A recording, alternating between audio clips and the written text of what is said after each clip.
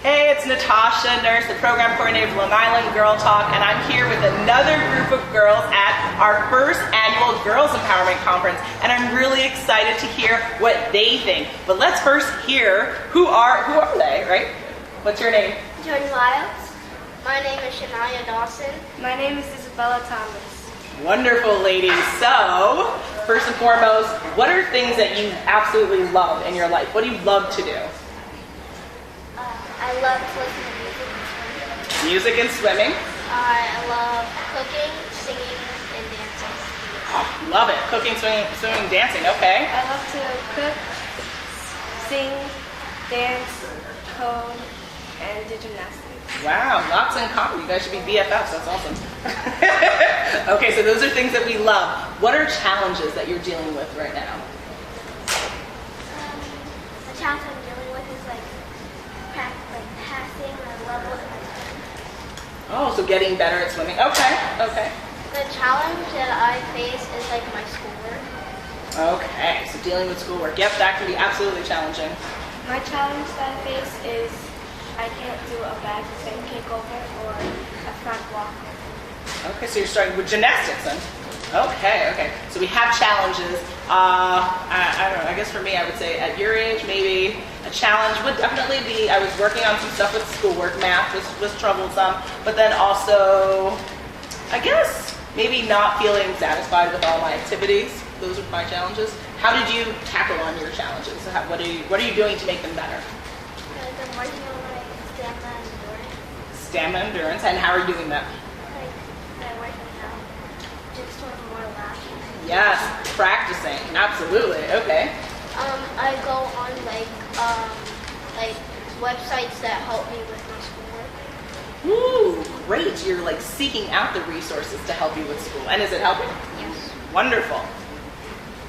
Well, each Saturday, or mostly each Saturday, I go to a place for dance, but I do gymnastics there, and I go to a teacher named Emmanuel, and he helps me do gymnastics. Wow, okay. And so how is he helping you overcome some of the challenging moves you're trying to do? He helps me with kickover. Okay. Do you find with gymnastics when you struggle, is it a physical struggle, or is it that mental? Do you think you can do it and you don't? It's that mental block, right? That's important, right? Because when we're struggling with something, it's not really always about can we physically do it, but do you believe you can do it? Because if you don't believe you can do something, you're not going to do it. So when you said that you were struggling with math, I have found, at your age, I used to always say, I struggled with standardized test taking. I couldn't, for the life of me, I would always say, I can't do well in them. The minute I stopped saying that was the minute I got better.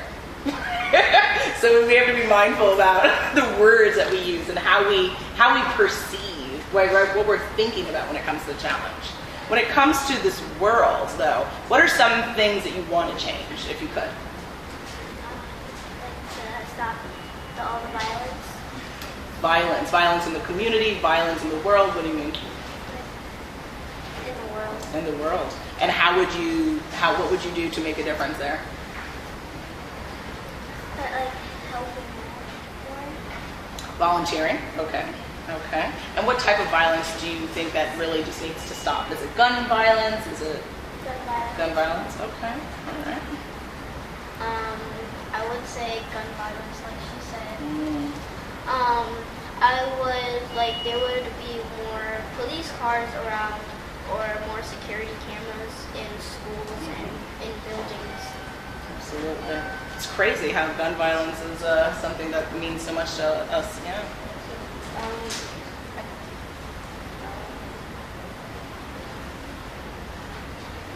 What I want to change in the world is that girls and women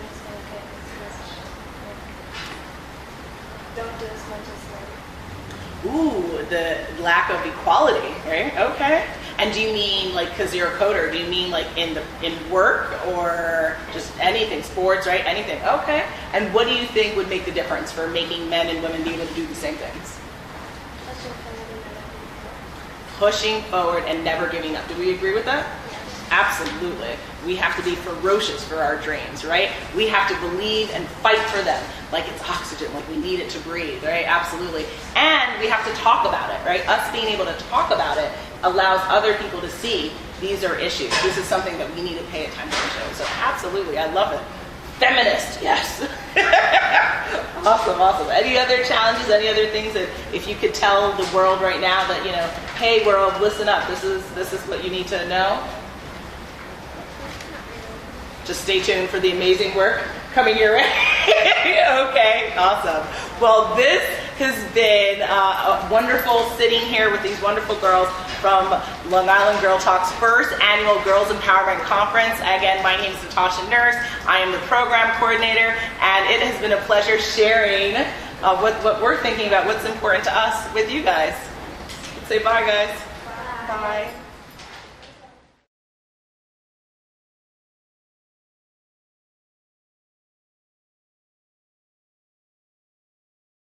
But what I want to talk to you today is about career goals, because I think that those are the vehicles to get you everything else that you want in your life in the future. So it wasn't too long ago that I would have been sitting in seats just like you guys. 10 years ago, I was 16 years old, so you guys can do the math and figure out how old I am now. And I was getting ready to go to college and trying to figure out what I want to do with my life. And that seems like a really big decision for somebody who's so young. But it's not too young to start thinking about those sorts of things. So I would read magazines and I would think about what I wanted to do, and I had come across a magazine, 17 magazine, that said that if you become a genetic engineer, a biomedical engineer, you make lots of money. And so I said, well, maybe that's something that I should try and pursue. That sounds good to me. I like science class, I think that's cool. But then I started to think about, well, does that really align with my personality and who I am? I like to talk a lot, I like to meet new people, and I get bored very easily if I'm doing the same thing over and over again. So I figured maybe a life in a lab and being a biomedical engineer wasn't for me. And so for my father, this was a very, very sad development in my life because he's a doctor, both of my grandmothers are nurses, and so there was an expectation that I would study the sciences. And so when I said I was going to go into journalism, everybody collectively groaned and did not want me to do it. And so I said, well, look, this is what I'm going to do. I'm stubborn to a fault. I said, I'm going to do this, but I'm going to make sure that I do it right. So I'm going to do all the research that I need to do to make sure that I'm a successful journalist when I come out of school. Now, this was the height of the recession. 10 years ago was 2008. So there were lots of journalists who were not getting jobs after graduation, people with degrees like mine. There were newspapers that were folding. A lot of my favorite magazines, they shut their doors, they stopped printing. Even today, you're still seeing that sort of thing. Teen Vogue doesn't print. You can't buy a Teen Vogue in the store anymore either. And so this was a really hard sell to my parents that I was going to be a journalist. So I started to figure out where I needed to go to school in order to get the best education. And so this is something that I would do, and you know, I'm sure that there's lots of books down in the library for you guys to do this as well. I would go to Barnes & Noble, and I would just sit there and I would read all the books about college for free, and I wouldn't pay for them. But you can always go downstairs. I'm sure there's lots of resources downstairs for you guys to also do that sort of thing. But you want to figure out whatever it is that you want to study, you want to figure out where the best place for you to go is. Because you want to make sure that you have the most opportunities when you get to that school. So I ended up going to the University of North Carolina at Chapel Hill. How many of you guys know who Michael Jordan is? Okay, so me and Michael Jordan went to the same college. Not at the same time. So I'm a lot younger than he is. But, you know, it's famous for its basketball team. If you guys are watching the NCAA March Madness. But it's also it has a really great journalism school. So I wanted to go there to study journalism. When I got there, again, I realized there were lots of people who were not getting jobs. So I had to evolve. I had to be flexible about what I wanted to do because I wanted to be the editor-in-chief of a magazine. Cool. And I knew that if I didn't have a job after graduation, my parents would say, see, I told you so, you shouldn't have studied journalism, you should have gone into the sciences like I did. And so I saw that the only people who were getting jobs, even though it was still very competitive, were people who were working in television. And so I started to find opportunities on campus that would allow me to work on my camera skills and stuff before I got into the classes that were in the journalism school. And so what I did is I started working for the University of North Carolina's football team. I started doing their highlight videos. So I'd be running up and down the sidelines at every single game. I would travel with them. I would go to every single practice. It was like I was a member of the team because I was there so often. But what it did was it allowed me to get an opportunity to use a camera, to learn how to edit, to do all these things that I would have learned in class, but it gave me a leg up. So when I got to classes, I was ahead of the game. I do more things than a lot of my classmates did just because I had the opportunity to do that. So I encourage you, whatever it is that you want to do, find opportunities for you to be able to do them right now. If you like to code, join Girls Who Code. If you like to do video, find an opportunity to be a part of videos, be a part of Long Island Girl Talk, because it'll allow you, give you the opportunity to get some of those skills ahead of time. And so when I was at the University of North Carolina, we had a news broadcast called Carolina Week. And Carolina Week was a news broadcast that aired weekly in 18 counties in North Carolina. And it was really exciting because the most prestigious position that you could have was being an anchor. And so I worked hard, I auditioned. You have to audition in front of media professionals, you have to read the teleprompter. It can be really, really scary to do it. But I did it because I knew that if I had become the anchor, that would give me more opportunities on the desk to maybe become an anchor later on in life. So I did all the things that I was supposed to do for it. I auditioned, I was given the position, but I had to share it. For the first time ever before in the history of the program, I had to share it with somebody. I had to share it with a girl who had just come into class, a girl who had blonde hair and blue eyes, a girl who they bent the rules for her to be able to do that. And it was hurtful to me. I hurt my feelings that they would, see all my accomplishments and just give it to somebody else who hadn't worked as hard. A lot of my classmates were upset for me. But it taught me a meaningful lesson. It taught me that, sometimes you have to be so good that they cannot ignore you. There's an old adage, an old thing that we would say, and we would tell you to work twice as hard. You have to be twice as hard to get half as much. I don't want to teach you to accept half as much.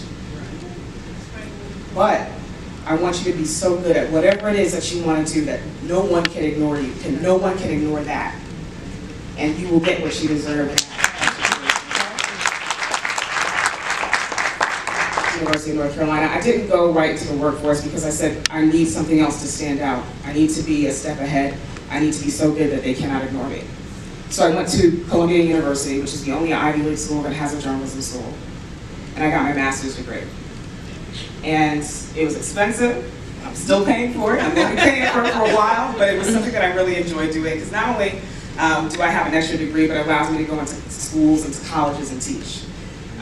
So after that, I looked for a job, and I didn't know where to start because there are so many local television stations, and in television you have to go someplace small first. You don't just start working in a place like New York or in a big city like Atlanta or LA or whatever. You have to go to a really, really small area first.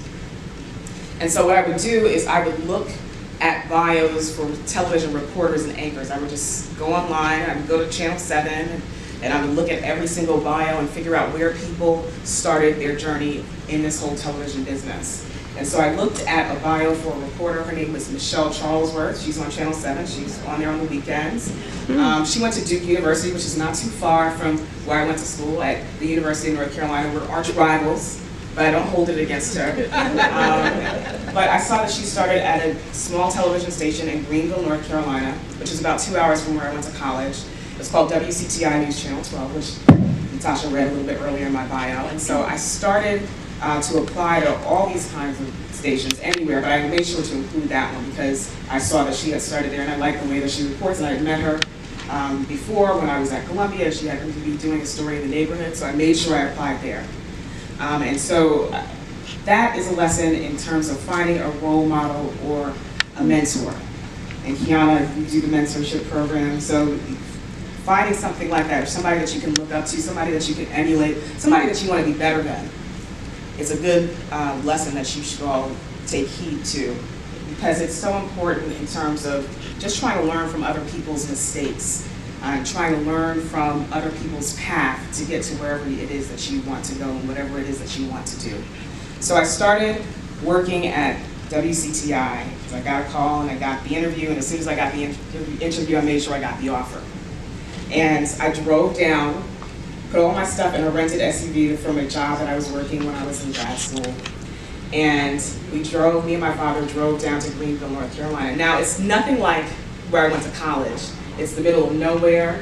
I was surrounded by tobacco plants and cotton plants and tractors. And for a girl from Long Island, that was really scary to me because I had never seen anything like that. And So I started working, and this was a place, this is the Deep South. It felt like the South. There were times where I was sent to go knock on doors that instead of curtains, they had Confederate flags. It was a place, the county where I lived in was called Pitt County, North Carolina, and it used to be the capital of the KKK in its heyday in the Carolinas. And that was something I didn't know. I should have done better research, right? But, I was there to do a job. I knew that I was going to be there a year max. I had given myself a year to be in that small area, and then I was going to get out. And maybe a few weeks before I was hired, they hired another black journalist. His name was Leland. He was an anchor.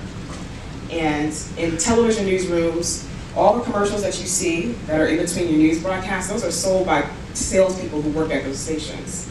And typically, in a big station, the salespeople and the news people don't really talk to each other because they don't want the salespeople to impact or influence the news broadcast. But this news station was so small that our salespeople worked right alongside us. And so one day I remembered I was coming back, I was rushing to do a story, so I was working and I was running around like a crazy person, like we often do right before deadline. And I remember one of the saleswomen talking to my boss, to our news director. And she said, and she was complaining, that her clients were complaining that the station was darkening up because of my presence. And because of that other African-American anchorman, Leland. And I just waited. This is all within earshot of me. I don't think they thought I could hear them, but I was listening to the entire thing. And I just waited for his response. I thought that he would say this was inappropriate. I can't believe you said that. Forget those clients. We don't need clients like that. That's not what he said. He said that, oh, well, I just hire the best. And while I felt good that he felt that I was the best, I wasn't satisfied with that answer, that he didn't tell her that this was inappropriate, that he didn't tell her that what she was doing or what she was saying was racist. So weeks went on and I started doing my work. I was homesick at that point, but she kept complaining that she was losing clients. And I felt like it was all my fault. And it affected my work to the point where I wasn't putting out good work. I wasn't doing the stories that I needed to that would enable me to leave this place at some point. And then I reported on a story. It was about a man and his brother, two black men who were convicted of a rape and murder they didn't commit. And they were being exonerated through DNA. And I was able to go to the prison where they were being held and see them being released and hugging their families for the very first time. And that's when I realized that, all the stories that I'm doing, I'm here for a purpose, and I'm here to do good stories and to give voice to a community that doesn't really have representation here in this area. And I said, if I do not put blinders on, if I don't stop listening to what that salesperson or any of my detractors are saying, I'm never going to do the work that I should be doing for this community, and I'm never going to get out of here. And so that's when a switch went on in my mind, and I said, well, I have to do good work, and I did. About 6 months later, I was on my way to San Francisco to do a job as a morning reporter there. And I say that to say that there are things that will be in your path. There will be people who are not rooting for you. Everybody in this room is rooting for you, but when you go out into the world, it might not be the same. So when you do, I want you to know that you need to be able to put blinders on. You need to be able to tune out that noise, tune out the negative energy, because if you don't, it will affect your work and you won't be able to move forward. There are 5 things that I want you to take away from this morning. I want you to do your research. Make sure that whatever it is you want to do, you know exactly what you need to get there. I want you to be flexible. I want you to evolve. If I had said, well, I can't be an editor-in-chief because all the magazines are shutting down, then I wouldn't have the job that I have today. Evolve. Find a mentor, find a role model, find somebody who's done what you want to do, and emulate them. Talk to them. Get to know them. Learn from their mistakes. I want you to also find a way to put the blinders on, to tune out that noise, tune out the haters, tell them that they don't matter because they don't. You need to be able to pursue whatever it is that you want to. Put all the other noise aside. Keep your eyes on the prize, because at the end, that's all that matters. There's greatness within each and every one of you. That's something that my parents used to tell me all the time, and I'm here to tell it to you today. that anything that you want to do, it is within you. You can do that. You just have to put the work in to do it. And so that's what I want you to take away from today. If you guys have any questions for me.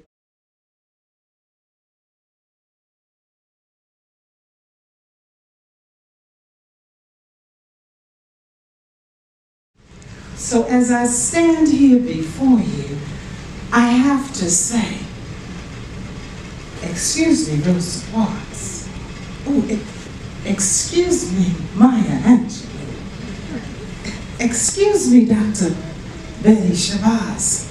Oh, excuse me, Coretta Scott King. Oh, excuse me, Sojourner Truth.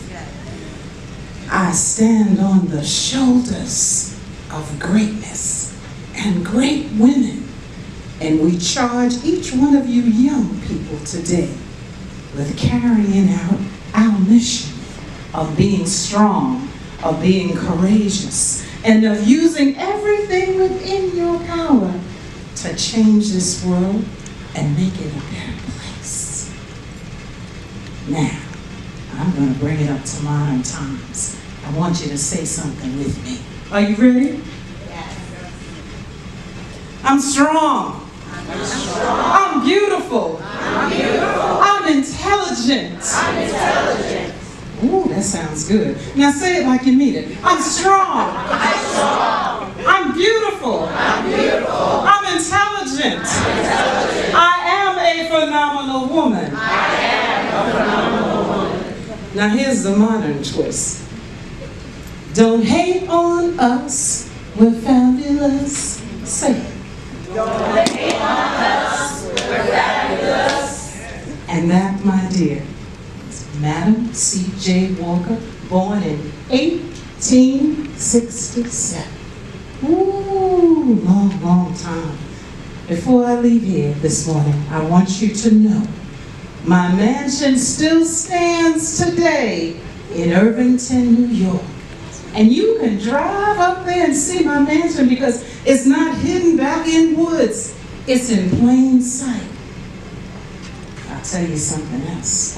My mansion was built by the first black architect registered in New York. His name was Vernier Daniel.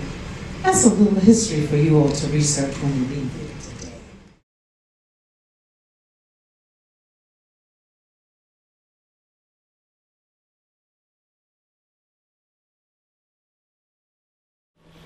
Something that really made me become more vocal about being nice and being positive is the fact that it's not really the coolest thing to do. If I would have said, go ahead and nose Drake, go ahead and nose Drake. You know, it's like hands go up, eyes perk up. Drake, you know what I'm saying? But you here live a positive lifestyle.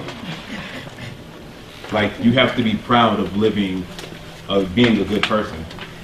You have to be proud of that because too many people are depressed on the inside, and if you can just stand up and say, I'm a nice person, I have flaws that I'm working on, and be proud of it, you can set an example, and you can make somebody else who might be sitting right next to you feel like they're not alone.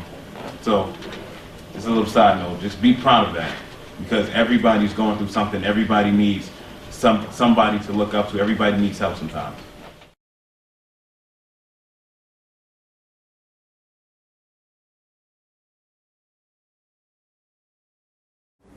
I think when guys think when girls want to code, they think that's a sign of language that us girls can't do what they can do. But at the same time, us girls can do what guys can do. Coding, I'm like the only girl in my coding class. I stand out from people. I stand out from boys. And boys think that since I stand out more, I'm the weird type. Coding is for everyone. Everything, if everybody wants to do coding, they can do coding. If they want to play this, they can play that. But you can't just judge a girl by its cover because girls are not like boys. But we are more than that. We're strong. We're not competitive. Some are. But we're not so aggressive. Well, to me, I'm a little aggressive when it comes down when boys talk about I'm not godly of love. Or can't do this and I can't do that. So when I asked my teacher in front of every other boy can I join coding club, they looked at me differently. But I don't care, because that's what I want to do. So that's all I have to say for coding. And girls out there, if you want to join coding and be inside a coding club, and the boys judges you, just don't listen to them. Do what you want to do, not what they want you to do. I learned that the hard way.